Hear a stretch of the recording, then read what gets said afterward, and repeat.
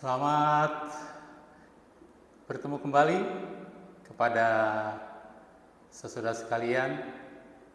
Kiranya kasih Tuhan menyertai kita semua dan kita diberkati Tuhan. Mari kita berdoa. Tuhan Allah Bapa kami dalam surga, puji syukur dan terima kasih ya Tuhan, Engkau pertemukan kami kembali ya Tuhan. Kiranya kasih Tuhan menyertai kami semua. Dan pada hari ini Tuhan, kiranya Engkau buka telinga kami, hati kami ya Tuhan, untuk mendengarkan firman-Mu. Berikan hamba ya Tuhan akal budi hikmat dari sorga, supaya dapat menyampaikan dengan baik dan sesuai dengan kehendak Tuhan. Terima kasih ya Tuhan Yesus, berkati kami semua dalam nama Tuhan Yesus Juru Selamat kami. Amin. Selamat ketemu kembali saudari sekalian. Kiranya berkat Tuhan menjadi bagian kita semua pada hari ini.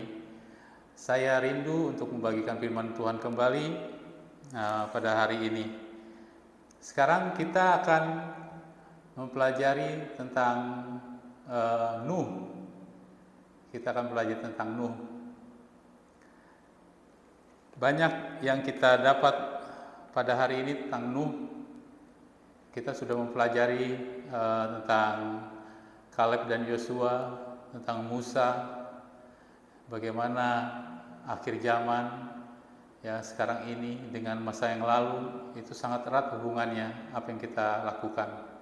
Dan pada hari ini kita akan melihat firman Tuhan. Kalau kalian perhatikan di firman Tuhan di sini tentang, kita buka ya di sini, kita buka sebentar ya, sebentar kita buka. Di sini dikatakan di Matius 24 ayat 38. Ya, Matius 23 ayat 24 ayat 38 dikatakan, sebab sebagaimana mereka pada zaman sebelum air bah itu makan dan minum, kawin dan mengawinkan sampai pada hari Nuh masuk ke dalam bahtera. Ya, kita nanti akan mempelajari ya mereka, apa yang dilakukan mereka ya sebelum mereka Nuh dengan keluarganya masuk ke dalam bahtera. Dan kita kalau di sini lihat lagi dalam Lukas 17 ayat 26, Lukas 17 ayat 26, dan sama seperti yang terjadi pada zaman Nuh, demikian pula lah kelak pada hari-hari anak manusia. Kalau dalam bahasa Inggrisnya King James, days of Son of Man, ya, Son of Man. Jadi anak manusia. Jadi Tuhan Yesus dipanggil anak manusia. Jadi nanti pas Tuhan Yesus datang, ya itulah anak manusia, ya, yang mempunyai anak domba Allah yang ada takhta Allah. Dan kita di sini anak manusia. Kenapa mengambil anak manusia? Karena Yesus menjelma jadi manusia. Dan hari-hari anak manusia artinya di mana hari-hari kedatangannya dan kehidupannya. Kita lihat nanti pada saat ini. Baik, kita akan mulai membahas tentang Nuh. Jadi sebelum kita lihat tentang Nuh, Nuh ini adalah anak daripada Lamek, ya, anak dari Lamek. Lamek ini anaknya dari Metusalah. Jadi pada keturunan ketujuh Henok, ya, Henok diangkat ke surga. Kemudian 3 generasi selanjutnya yaitu Metusalah, Lamek dan Nuh, ya, angka 7, ya. Kemudian ada angka 3, kalian perhatikan. Kemudian Nuh lahir. Jadi kalau Metusalah waktu dilahirkan oleh Henokh, Metusalah adalah anak yang penurut, ya, yang disayangi oleh Henokh, dan anaknya ini melambangkan tentang bagaimana seperti Tuhan Yesus anaknya.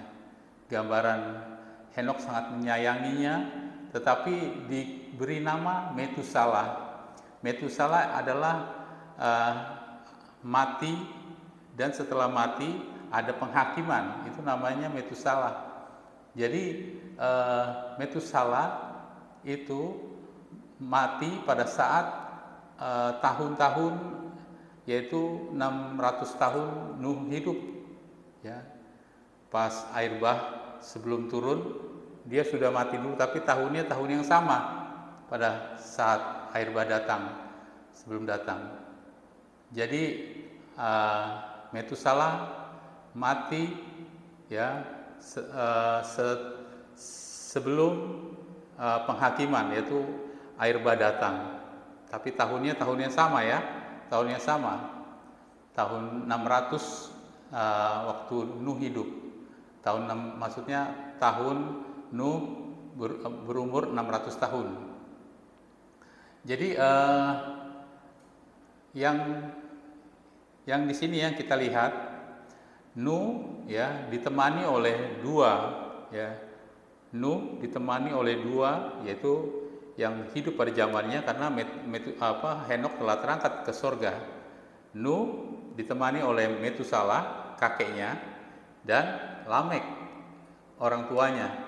Tapi Lamek mati 5 tahun sebelum air bah, ya, 5 tahun sebelum air bah dia mati. Tapi Metusalah masih menemani sampai sebelum air bah itu datang. Jadi kalau kita perhatikan di sini, ya, kesaksian Nuh, ya, kesaksian Nuh itu ditemani oleh dua saksi ini, ya, yaitu pimpinan dari kakeknya dan orang tuanya. Kita tahu Bapak kita adalah Yesus, ya, Allah kita, Bapa kita sendiri. Jadi selama kita memberi kesaksian pada zaman ini, Bapa kita, Yesus itu menyertai kita. Jadi Allah kita menyertai kita pada saat kita memberi kesaksian. Dan Metusalah, ya, itu sama seperti Kristus, ya. Dia mati, tetapi nanti hari penghakimannya akan datang setelah dia mati. Ya, penghakiman berdatang. Yaitu kita tahu bahwa nanti nubuatan 2300 pagi dan petang itu berakhir pada tahun 1844. Dan 1844 itu adalah masa penghakiman sekarang. Jadi waktu Yesus mati, kemudian tahun 31 Yesus mati, kemudian nanti ada penghakiman, ya, pada penghakiman tahun 1844 sampai sekarang. Baik, kita mempelajari di sini apa yang terjadi pada zaman Nuh. Apa yang terjadi pada zaman Nuh? Jadi pada saat itu manusia sudah sangat jahat sekali. Jadi pada waktu Yesus mati, ya, kemudian pada waktu penghakiman, di tengah-tengah ini adalah zaman kegelapan, 1260 pagi dan petang, zaman kegelapan. Sama seperti waktu Metusalah, ya, Metusalah sampai Nuh, ya, zaman Nuh, ini kegelapan pekat, ya, kegelapan pekat. Jadi kejahatan meningkat, orang tidak peduli sama orang lain, mengambil istrinya sembarangan, ya. Waktu itu istri itu hanya satu, tapi mereka merebut istri orang. Kemudian juga mereka makan, ya, makan glojok, ya. Sebetulnya tidak ada kasih sayang kepada binatang, binatang dibunuh, kemudian binatang diperlakukan tidak baik, ya. Kemudian mereka makan daging, ya, mereka makan daging hewan tersebut, dan kejahatan itu muncak sampai memuncak. Jadi ingat tadi tentang selera, awalnya ini adalah selera, makanya zaman akhir ini seleranya harus dipangkas. Kemudian mereka makan minum, kawin mengawinkan, kemudian mereka melakukan hal-hal yang jahat sampai Tuhan berkata kejahatannya sudah besar, sudah sangat banyak. Coba kita baca firman Tuhan. Kita baca firman Tuhan.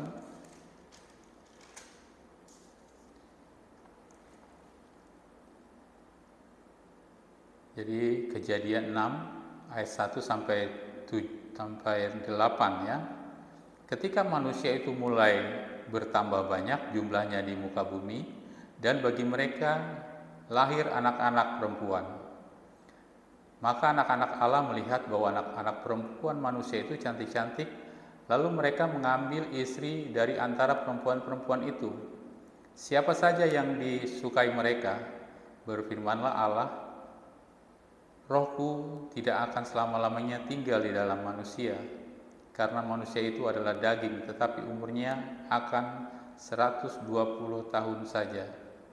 Pada waktu itu, orang-orang raksasa ada di bumi, dan juga pada waktu sesudahnya. Ketika anak-anak Allah menghampiri anak-anak perempuan manusia, dan perempuan itu melahirkan anak bagi mereka, inilah orang-orang yang gagah perkasa di zaman purbakala, orang-orang yang kenamaan.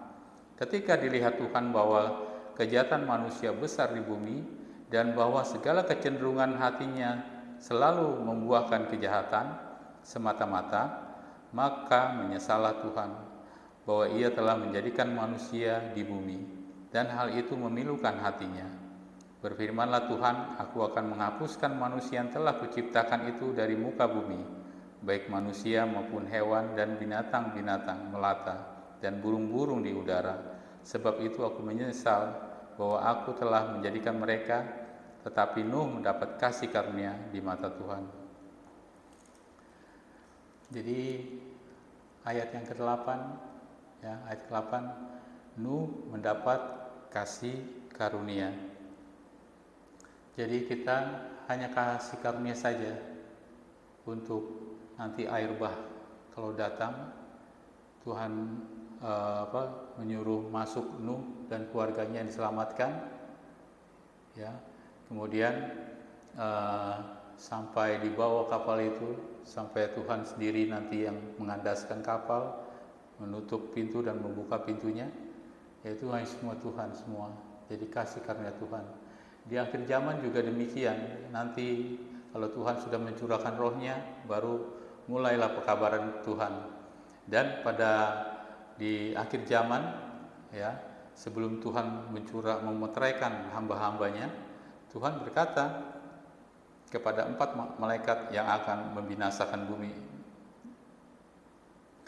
yang memperondakan bumi, Tuhan berkata, darahku, darahku ya Bapa, darahku, darahku. Jadi tanpa darah Tuhan, ya, kita tidak bisa melakukan apa-apa. Hanya kasih karunia Tuhan sehingga kita bisa lepas dari Mesir. Demikian juga dengan kasih karunia Tuhan kita bisa hidup dan sampai ke tanah surgawi. Itu penyertaan Tuhan. Tetapi, ya, kasih karunia ini, ya, kita respon dengan apa? Dengan kita melakukan kehendak Tuhan. Kalau kita tidak menurut seperti Nuh, ya, membangun kapal, tidak disuruh membangun kapal Bahtera tapi tidak mau, ya pasti mereka Nuh akan binasa. Dan juga kalau Nuh tidak menurut Tuhan, pasti keluarganya tidak binasa. Pasti keluarga binasa juga kalau tidak menurut. Jadi penurutan itu juga penting ya, jangan sampai tidak. Tapi semua itu karena kasih karunia Tuhan. Tuhan yang menggerakkan hati manusia. Baik, yang saya mau pelajari di sini yaitu tentang Nuh. 40 hari ya hujan itu datang. Ya, 40 hari hujan. Sebetulnya banyak tentang pelajaran tentang Nuh ya. Banyak kejahatannya besar. Kemudian bagaimana bumi ini nanti dibinasakan oleh air, dan banyak sekali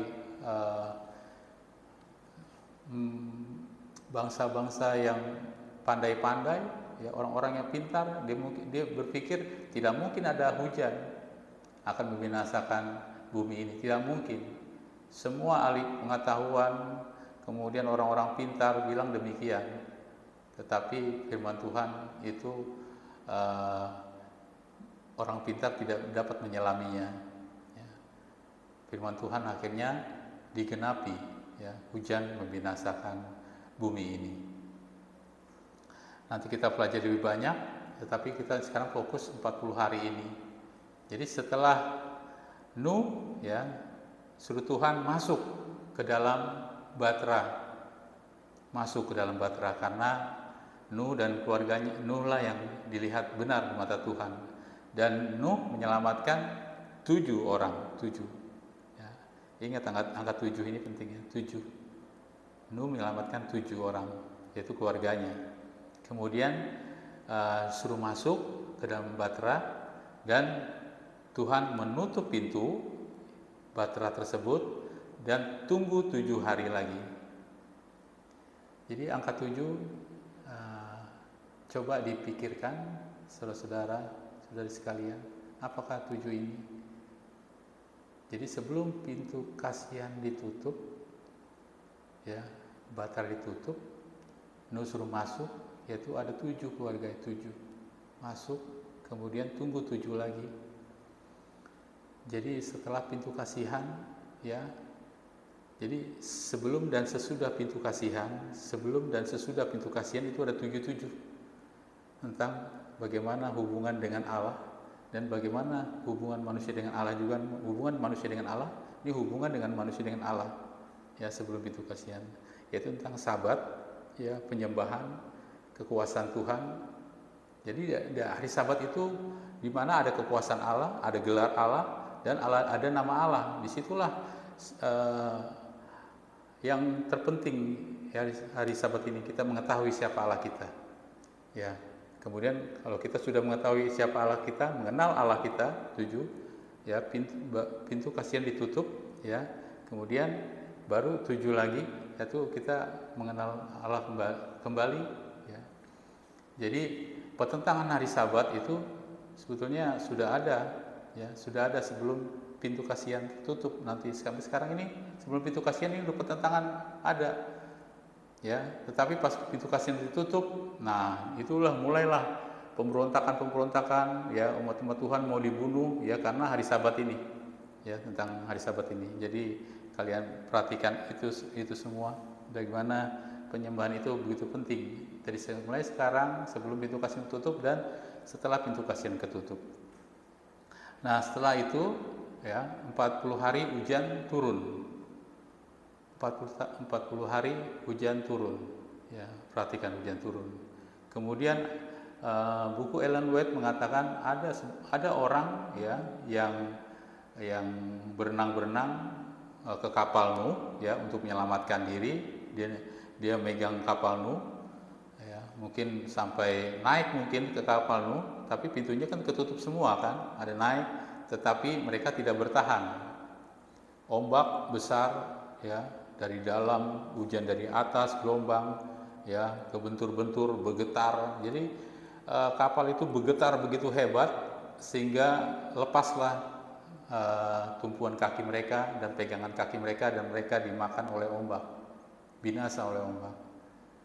Jadi orang-orang berusaha, ya, setelah pintu kasihan tertutup, mereka sudah nggak bisa melakukan apa lagi.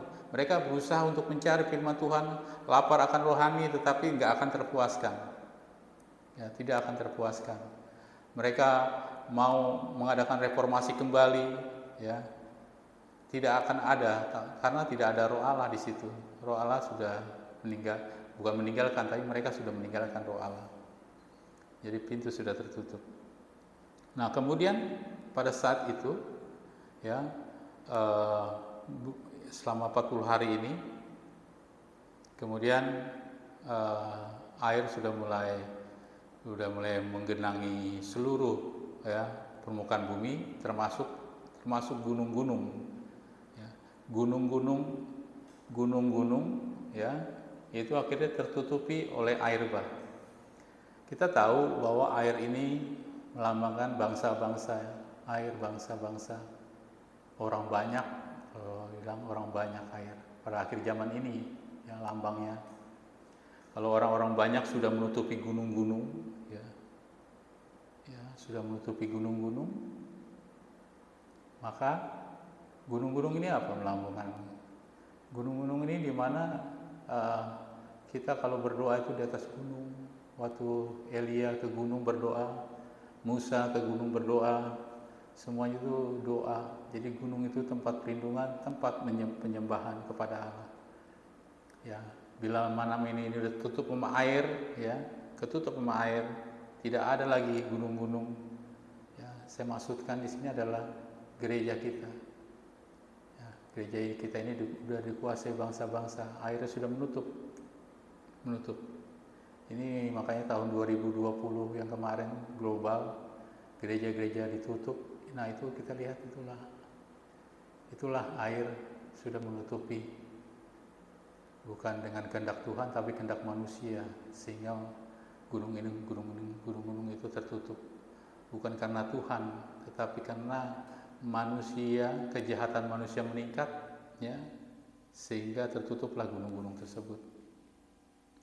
Jadi saudaraku yang kekasih dalam Tuhan, setelah 40 hari, ya, setelah 40 hari, kemudian gunung-gunung ditutupi sampai 6,75 meter, ya, 6,75 meter. Kalian lihat aja nanti berapa hasta di situ, itu sama dengan 6,75 meter.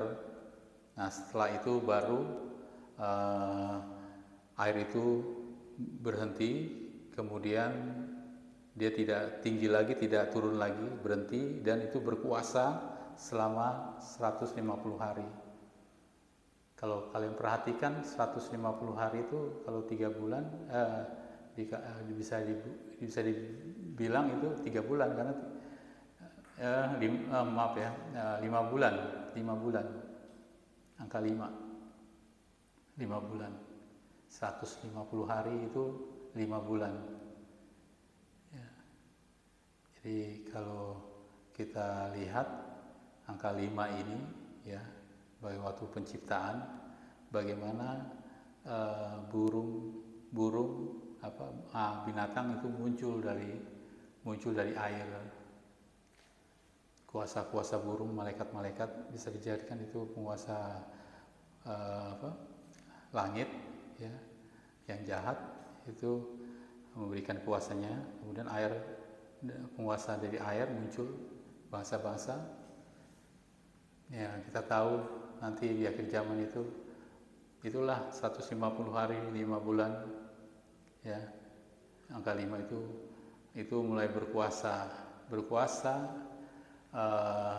bangsa yang mengendalikan dunia ini. Ya, ini kita perlu mempelajari nanti lebih dalam lagi, karena ini yang menyangkut kejahatan manusia sudah memuncak, kemudian muncullah mereka, binatang dari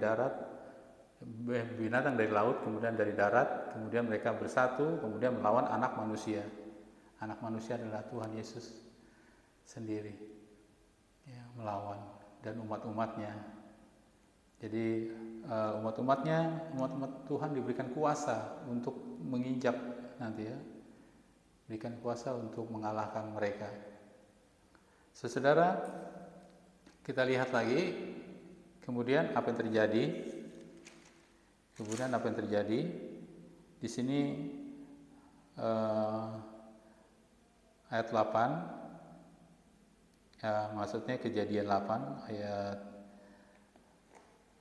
yang pertama sampai, saya baca saja ya di sini, jangan agak panjang, mohon sabar. Maka Allah mengingat Nuh dan segala binatang liar dan segala ternak yang bersama-sama dengan dia dalam batra itu, dan Allah membuat angin menghembus melalui bumi sehingga air itu turun. Jadi Allah pertama mengingat Nuh, ya. Allah nggak melupakan waktu kejadian di alam, di dunia ini, ya, malapetaka tumpah segala nanti akhir zaman, 7 malapetaka datang, ya. Tetap Allah mengingat Nuh, ya. Allah mengingat tadi binatang liar, dan di sini binatang liar dan segala ternak itu bisa dikatakan binatang halal, ya, halal. Jadi di situ juga nanti dari umat-umat Tuhan itu ada yang dari luar, dan ada umat-umat Tuhan itu kan ada dari luar, ada dari dalam. Dan Nuh ini adalah tokoh penting, ya. Kita umat-umat Tuhan yang 144.000, ya, mengabarkan. Kemudian Allah membuat angin berhembus melalui bumi sehingga air itu turun. Ya, jadi yang membuat air turun itu adalah Allah sendiri dengan cara Dia menghembuskan angin. Angin, saudara, angin ini adalah pergolakan, atau bisa dibilang waktu ayat yang kedua, roh Allah melayang-layang di permukaan air. Berarti angin juga roh Allah juga yang bekerja, ya, yang bekerja. Jadi dalam permukaan air itu roh Allah bekerja. Bagaimana Dia mengendalikan semuanya, ya. Jadi pada saat di sini dikatakan pada saat air sudah muncak, ya, ada waktunya, ada waktu ditentukan Allah untuk berkuasa. Kemudian angin datang, ya, angin datang. Inilah angin yang bisa membawa hujan, angin yang bisa membawa berkat. Jadi di mana nanti setelah adanya pemberontakan, ya, tentang ibadah, khususnya ibadah tentang Sabat atau Minggu, ya, kemudian mereka akhirnya melawan Tuhan, ya, kemudian diberi, kalau umat-umat Tuhan itu roh Tuhan itu turun, ya, roh Tuhan itu turun kepada umat-umatnya. Tetapi angin juga membawakan bencana juga.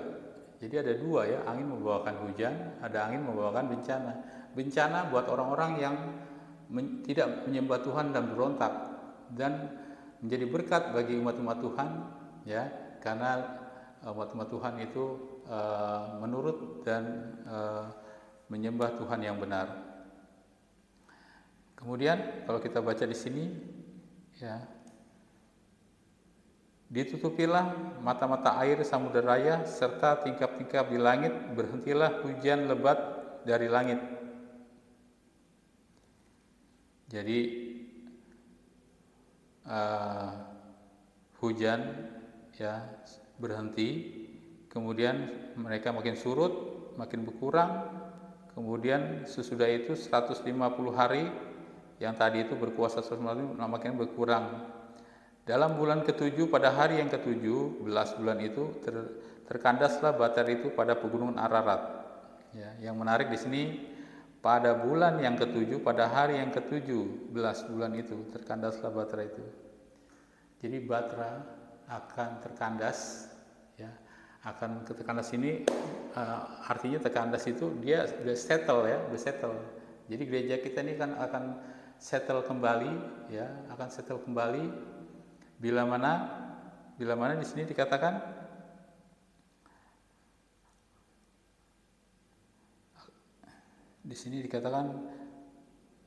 pada hari ke-7 bulan itu terkandas Batra itu pada pegunungan Ararat pada bulan ke-7.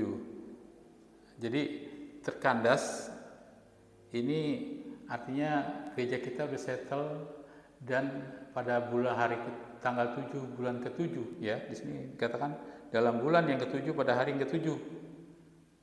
Kita perhatikan angka 7. Di sini Tuhan lagi bilang bahwa bila mana hari Sabat itu dipelihara dengan baik, ya. Jadi tahu nggak kita bahwa pada tahun 1844 waktu itu belum ada Sabat. Kemudian Tuhan akhirnya menyuruh umat-umat Tuhan di situ untuk memelihara hari Sabat dan menjadi settle. Dan kemudian diberikan nama umat-umat Tuhan, perkumpulan umat Tuhan ini namanya Gereja Nasihatun hari ke-7, ya, settle. Hari Sabat dibikin gereja itu settle untuk memelihara hari Sabat. Demikian juga pada zaman ini, ya, Tuhan, ya, dengan hari Sabatnya ini kembali diingatkan untuk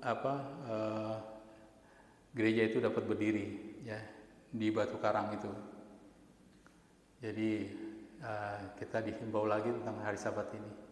Jadi hari Sabat ini dalam Yesaya 66 kan, 66, nanti di surga pun kita hari Sabat juga. Hari Sabat. Kemudian saudara yang kekasih dalam Tuhan, di sini sampai bulan yang ke-10 makin berkuranglah air itu, dan dalam bulan yang ke-10 pada tanggal 1 bulan itu tampaklah puncak-puncak gunung. Ya, di sini menarik ya. Pas gereja itu sudah settle karena dia dapat memelihara Sabat dengan benar, ya, sudah mereformasi Sabat demikian. Kemudian barulah muncul puncak-puncak gunung. Puncak-puncak gunung adalah ibadah, penyembahan yang benar. Hari Sabat itu kalau dipelihara benar-benar akan menjadi ibadah yang benar-benar muncullah kembali, ya.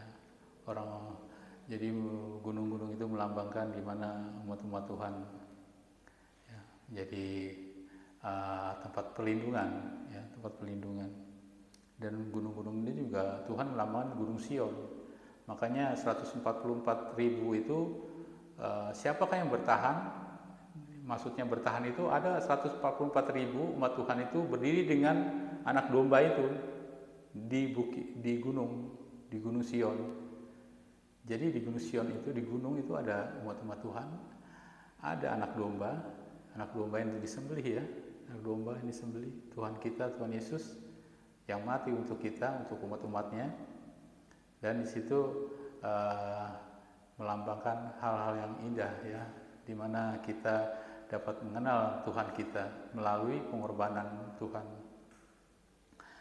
Baik, di sini kita lanjut. Sesudah lewat 40 hari, maka Nuh membuka tingkap yang dibuatnya pada Batra itu. Lalu ia melemparkan seekor burung gagak.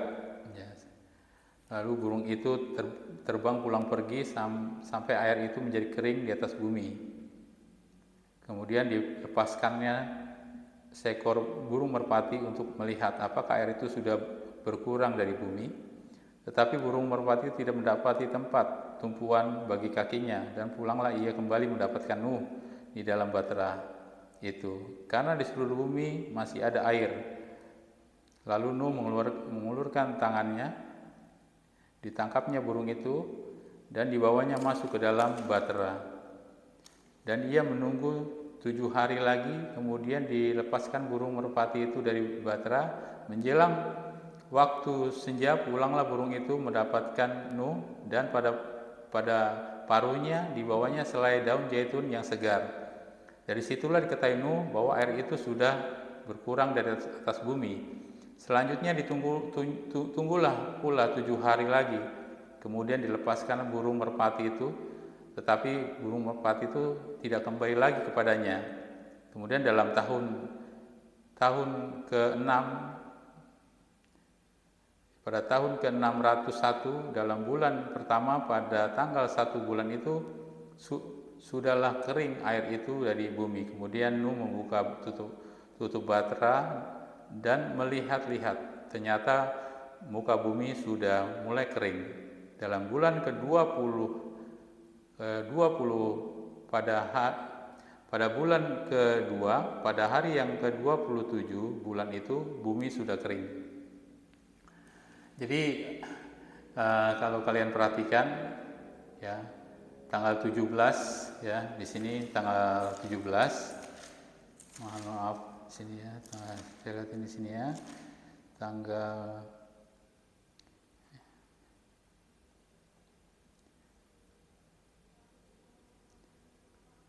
ya, di sini saya baca ini Kejadian 7 ayat 4, sebab 7 hari lagi aku akan menurunkan hujan itu ke atas bumi 40 hari 40 malam lamanya, dan aku akan menghapuskan dari muka bumi segala yang ada yang kujadikan itu. Lalu Nuh melakukan apa yang diberitakan Tuhan kepadanya. Nuh berumur 600 tahun ketika air bah itu datang meliputi bumi. Kemudian masuklah Nuh ke dalam batra bersama-sama dengan anak-anaknya dan istrinya dan istri anak-anaknya karena air bah itu. Kemudian di sini ayat yang ke-11, pada waktu umur Nuh 600 tahun pada bulan yang kedua pada hari yang ke-17 bulan itu, maka pada hari itulah terbelah segala mata air samudera raya yang dahsyat. Jadi saudara, tanggal 17, tanggal 27. Tanggal 17 air turun. Tanggal 27 air kering. Jadi pada saat angka 7 ya, Nuh masuk ya. 7 dapat 7 orang, kemudian 7 hari dia masuk ke dalam batra, kemudian 40 hari, yaitu tanggal 17 ya. Kemudian setelah 40 hari, kemudian tinggal 7 hari, kemudian angka 27 keringlah air. Jadi kalian lihat polanya adalah seperti ini ya. Awal Sabat ya. Kalau saya bilang awal Sabat diakhiri dengan akhir Sabat. Awal hujan ya, kemudian akhir kering.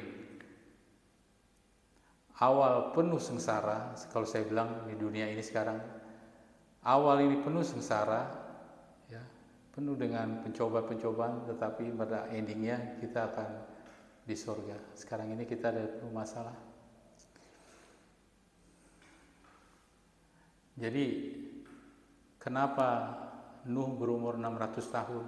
Ini sebetulnya mengingatkan kita pada waktu umur Nuh 600 tahun ya, 600 tahun. Ini sebetulnya air bah datang. Ini mengingatkan kita bahwa angka 6 ya, manusia. Jadi setan, kalau nanti saya baca tulisan-tulisan Ellen White banyak tentang 6.000 tahun. Setan ini bertikai dengan Tuhan Yesus ini ya, tentang dosa, pergumulan, bagaimana setan seperti memenjarakan kita ya, kita dibikin terikat oleh karena dosa ya. Itu selama 6.000 tahun. Demikian juga Tuhan Yesus, sebetulnya Tuhan Yesus 6.000 tahun Tuhan Yesus datang, kemudian Tuhan Yesus mati, kemudian Tuhan Yesus memberikan kebenaran-kebenarannya supaya manusia berbalik. Jadi banyak orang beriman kepada Tuhan Yesus mengenai anak domba yang tersembelih ini ya, 6.000. Jadi pergumulan pergumulan antara setan dengan Tuhan ini 6.000 tahun ini, itu ya kita perlu perhatikan 6.000 itu. Jadi dunia ini selama 6.000 tahun, ya dunia, maksudnya dunia dalam pergolakan setan dengan Tuhan 6.000 tahun. Dan pada saat setelah 6.000 tahun dilepas. Ya, jadi selesai 6.000, setelah 6.001 itu, permulaan 1 itu Tuhan sudah melepaskan umat-umatnya. Sudah melepaskan umat-umatnya dari jadi iblis sudah nggak berkuasa lagi ya. Iblis sudah, meskipun Yesus sudah mati, tapi dia masih menggoda kan. Sekarang ini waktu Yesus mati dia masih menggoda, tetapi pas sudah 6.000 tahun dia sudah nggak bisa lagi menggoda. Jadi meterai Tuhan sudah ada pada umatnya. Siapa yang benar tetap benar, siapa yang suci tetap suci, dan orang yang jahat tetap jahat, yang cemar tetap cemar. Pintu kasihan sudah tertutup. Jadi itu yang saya bawakan pada hari ini, bahwa keturunan dari Metusalah, ya, yang waktu 7, setelah 7 muncullah Metusalah. Metusalah ini ada 3 kan, 7, kemudian ada 3 anaknya. 3 anaknya. Sama seperti juga Nuh, Metusalah dengan Lamek. Perjalanannya ada 3. Allah, Roh dengan Tuhan Yesus. Ini ada 1 ya. Tapi Tuhan Yesuslah yang akhirnya membawa kita ya sampai kepada Kanaan. Tuhan Yesus yang mati, dia adalah pencipta alam semesta, tapi dia mati untuk kita, dan dia ada Allah kita yang menuntun kita sampai sekarang ini. Jadi kita akan mempelajari lebih banyak lagi. Sekarang kita masuk ke yang bagian pertama tentang Nuh. Kita akan masuki Nuh tentang bagian yang kedua, aplikasinya kepada kita di akhir zaman. Dan kiranya Tuhan memberkati kita, dan mari kita berdoa. Tuhan Allah Bapa kami dalam surga, terima kasih ya Tuhan, Engkau telah memberikan kami ya Tuhan gambaran di mana Engkau selalu menyertai kami ya Tuhan. Engkau mengingatkan kami akan penyembahan ya Tuhan, apa yang akan terjadi. Mereka dulu mengenal ya Tuhan hukum-hukum-Mu, tetapi hukum-hukum-Mu mereka campakkan, menginjak-injak ya Tuhan. Dan Engkau memberikan kami ya Tuhan perintah-perintah-Mu ya Tuhan, supaya kami menurutinya. Terima kasih ya Tuhan, karena Bapa kami telah menurut Engkau sehingga kami masih ada sekarang ini. Biarlah ya Tuhan pelajaran-pelajaran tentang sejarah-sejarah para nenek moyang kami ingat menjadi pelajaran buat kami pada hari ini dan pada akhir yang akan datang. Terima kasih ya Tuhan Yesus, sertai kami, ampunkan salah dosa kami serahkan doa ini dalam nama Tuhan Yesus, selamat kami. Amin.